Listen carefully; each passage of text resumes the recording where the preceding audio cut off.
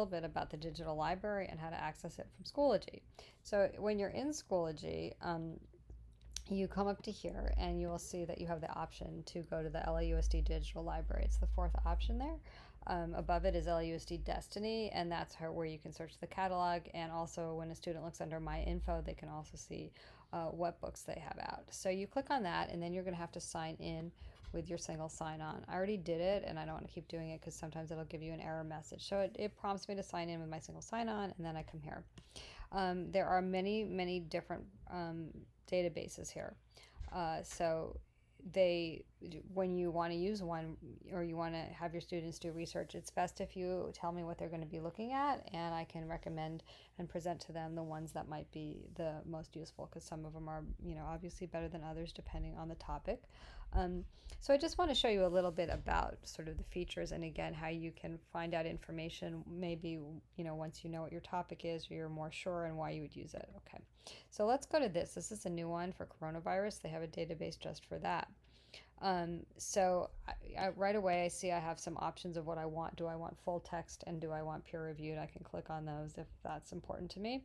I can also go to advanced search, and you can see up here I can change database, because ProQuest, which is the sort of parent database thing here, has different databases as well, and not just corona research.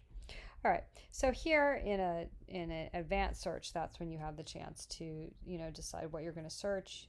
You can search in different parts of the document, like the abstract. You can use the subject and indexing vocabulary, so that you're looking things that are on that particular subject that the author has tagged with it, saying this is specifically about this topic. You can look for an author, all that kind of stuff. So I'm going to put in just something really basic, which is statistics and pandemic, because I don't really know much about all of this yet, right?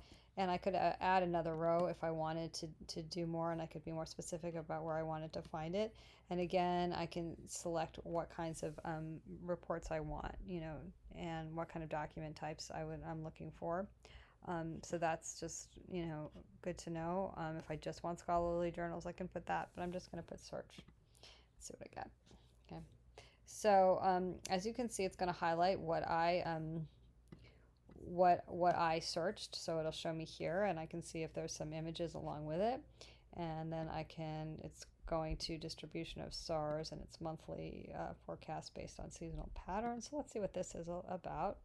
And I get here, and you'll also notice that it gives some related terms. So these are articles with related items that relate to the same topic, which is really nice. And this shows you the indexing terms. So indexing terms just means that, unlike Google, where you have an algorithm that takes you, to a certain search result based on how many people search that term and then shows that result, this has actually subjects that are tagged within the article.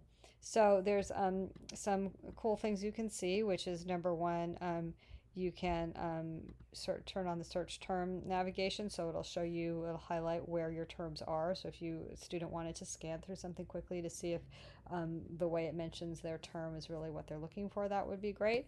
And it also has translate options, which is really awesome, that it can be translated into different languages. All right.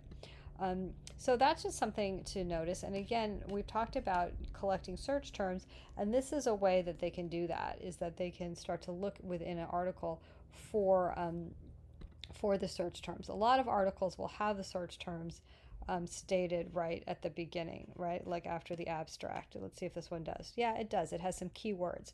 So that's another thing that students can use to help them come up with the right terms. One of my favorite examples was Ms. Wong had her kids come in, and a student was looking at how like dolphins were getting caught up in fishing, and we were not finding a lot of information until we saw the term bycatch, and that was the term for catching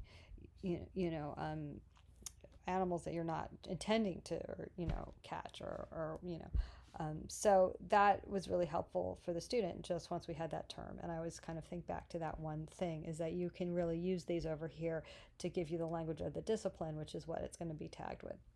Okay, so that's a little bit on the digital library. Again, a lot of different products, and that's where I come in to help you figure out what might be the best one for you and your students. All right, thanks a lot.